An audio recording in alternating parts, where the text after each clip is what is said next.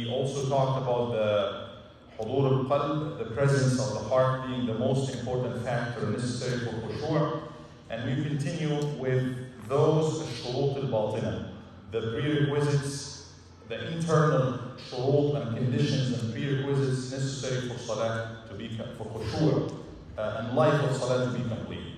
Salah, the purpose of it is khushu'. The purpose of it is not the standing and the bowing and the sujood. This is not the purpose. The purpose is something way beyond this. And the purpose is the connection with Allah subhanahu wa ta'ala and showing humility and showing tawheed in terms of having a living, a live salah. How do we do this? Al-asbab al-batina, or those internal meanings and causes of those meanings to work, this is what we will talk about tonight, inshallah. Al-Imam al-Ghazali, Hujjat al-Islam, he discussed 6 reasons, 6 causes that will be the most important factors in gaining khushu'. 1, حضور القلب, the presence of the heart. 2, التفهم, understanding. Number 3, التعظيم, glorification, glorifying Allah. Number 4, al-hayba. We will discuss this in detail, which is a level closer to ta'zim, but it's higher. Al-raja, having hope in Allah. And al-haya can be translated as modesty. Each one of these has a reason, has a cause.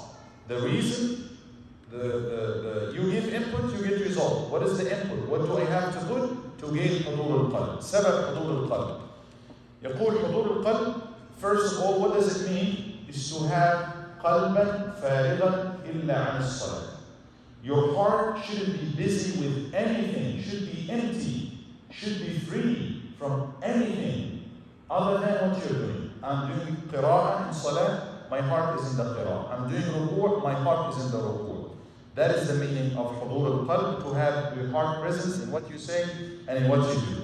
Number 2, التفهم. We will discuss the reasons. This is the definition. المعنى الثاني معنى التفهم is to understand. You might have your heart present, but you don't understand what's going on.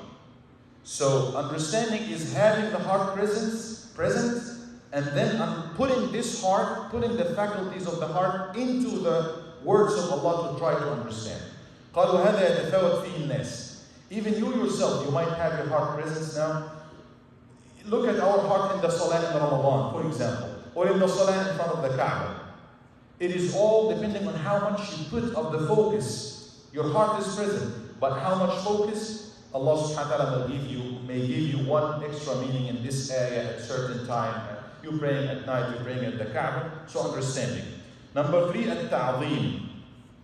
You might have somebody like a father, teacher, talking to his son or to his student, and they know what is, their heart is present. The understanding is there, but there is no ta'zim. I don't care about this teacher. I don't care about my dad, what my father says. So he understands. You might have somebody who understands, and his heart is there, but they don't have glory. They don't have ta'zim. Ta'zim is something extra above having your heart present, understanding what's there, but then you glorify Allah subhanahu wa ta'ala. Al-hayba, this is something higher than glorification. Al-hayba is usually the fear, but it's not the negative kind of fear, or the fear from the insignificant things. It is not the fear from the insignificant things. It's when you talk about a king, when you talk about something majestic that you have some kind of fear from. That is hayba in this case. It's not just mere khawf, it is just khawf or fear related to majestic entity in front of you. Al-raja, زائد على كل ذلك. You might have all the above, and you fear the one in front of you, and you have glory and everything to that person, but you don't have any hope in that person giving you anything.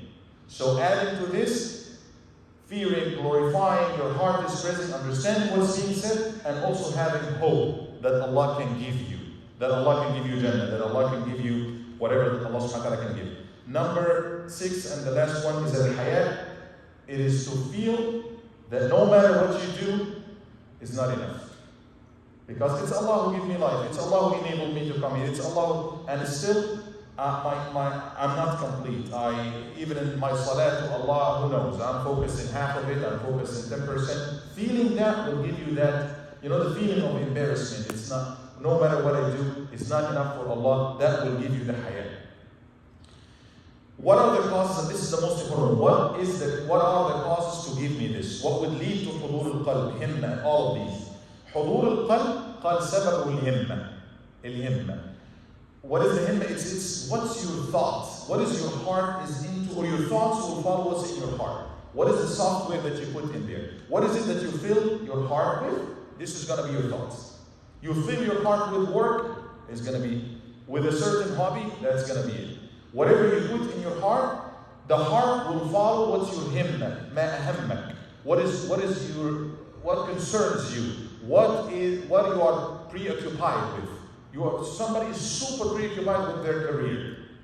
That's what they're going to be thinking. They go to bed, they dream about the career. They pray, they think about the career. They drive, they are thinking about the business. Nothing wrong in having a business and worrying about it. But if you put something deep in your heart, this is the software you will be thinking about. Your heart will follow it day and night. So if you want to know where your himma is, check what's in salah. What you're thinking in salah. That's what your heart is really in. Or what you dream about. Sahaba would dream about adhan. We discussed this. Abdullah ibn Zayd and Umar ibn Khattab, they went to bed and everybody is talking about what can we do to call people for salah. They dream about adhan. So where your himma, al-qalb majbool, ala hubb al-mah. If you love something, your heart will follow it, your heart will think about it. If your heart is not present in salah, لا يكون القلب متعطل. It is not empty. A heart can never be empty. It will go somewhere.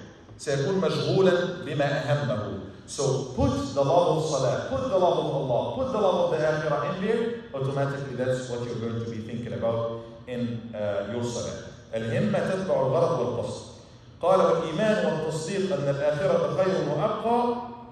This is the very purpose of it. Believing that the hereafter, the akhirah is better than this dunya, is ever more lasting than this dunya. Putting this in your heart will make you think in every way to take you there. And one of the most important ways to make you gain al-akhirah is focusing on salah. Salah wasilat al-jannah, and my heart is in jannah, so I'll focus on my salah to get to my purpose. Add into this al-ilm bi-haqarat al-dunya.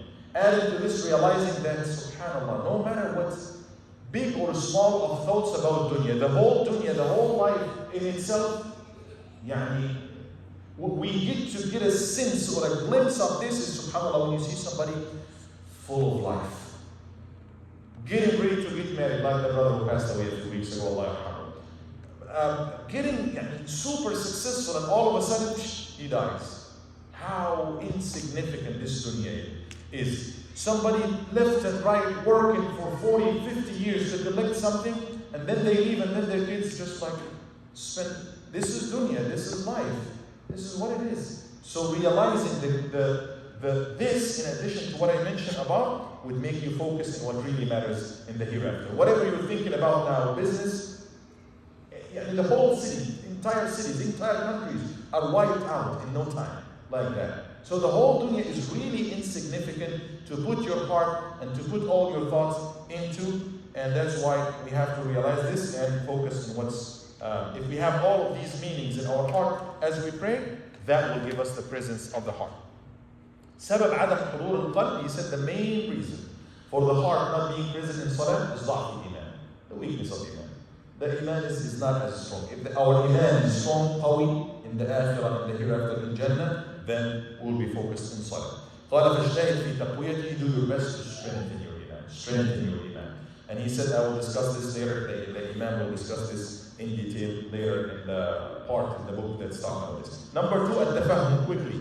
Understanding. The reason for understanding, after you make sure that your heart is present, قال إدمان الفكر وصرف الذهن إلى إدراك المعنى وعلاجه وعلاج إحضار القلب. It's to be an addict, but not an addict for something wrong. No, continuously thinking, continuously reflecting. You see food, you're reflecting about فَلْيَنْظُرِ الْإِنسَانُ إِلَىٰ طَعَامِهِ, reflecting about the meanings of the ayat of the Quran continuously in everything that you see, and pushing your vision, your internal dimension, always to think in what matters. to realize the meaning. What is in this ayah? You might live your whole life trying to understand and finding out the meaning of one surah or one ayah. So being continuously preoccupied with trying to find the meaning will give you, inshallah, at the end, the understanding. قال مع الإقبال على الفكر والتشمير. Being always on the alert to push back any khatira, any thought that will come to you. That will, inshallah, give you the understanding. وعلاج دفع الخواطر دفع موادها. The treatment to push back the khawatir, the thoughts that keep coming. Yeah, if you keep coming, I'm not suggesting, but if you just, as you pray, count how many khatira, how many thoughts came to my mind. As I'm praying, this is going to be another khatira counting. But it's going to be so many. You're thinking of the carpet, oh, mashallah. That's why we're not supposed to. You're thinking about, oh, after I finish, yeah, I have this meeting with this brother. Oh, the food is waiting for me at home. I'm going back to my visit. All of these are thoughts that have nothing to do with salah. Shaitan is taking you in every wadi, in every valley, and he doesn't care. All he cares about is, I don't want you to focus in salah. We focus in we are diverted in so many places. How to push back this? The Imam is arguing, دفع موادها. The essence or the material for this.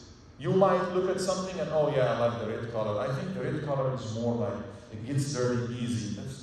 Stop thinking about the red color. Stop thinking about the carpet in the masjid. So pushing back the essence of this.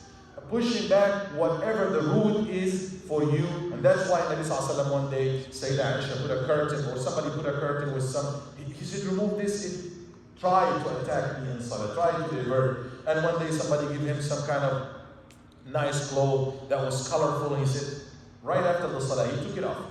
It's mainly because whatever that you think is making you busy in salah, push it back, whether it's external, whether it's material, something that you can touch, or some thoughts. Stop thinking about the business now. Think in salah and ruku' and sujood. قال فمن أحب شيئا وما لم تنقطع تلك المواد لا تنقطع. As long as you keep the material, the essence of all of these thoughts, you're not going to get rid of these thoughts. You have to deal with the roots of these thoughts first. قال من أحب شيئا أكثر ذكره. If you love something, you will continuously remember it and mention it all the time. لأن الذكر المحبوب يهجم على القلب بالضرورة. It's inevitable. It's inevitable that you like something, you love something, it will come to your thoughts. قال وَلِذَا تَجِدُ. This is something that the Sufis, the good Sufis do think of. قال وَلَا تَجِدُ مَنْ أَحَبَّ غَيْرَ اللَّهِ تَصْفُ لَهُ صَلَاحًا الْخَوَاطِرِ.